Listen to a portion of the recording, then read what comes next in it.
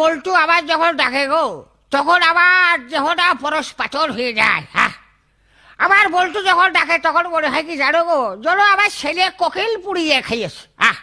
আমার ওই তিনটে ছেলে আমার এরম ডাকে না গো। আমার বাইদে ভাই কানে আসে যে শাওরি শ্বশুরি বলে খুব ডাকে, তা সে ডাকুক, আমার বল্টুই কতটা।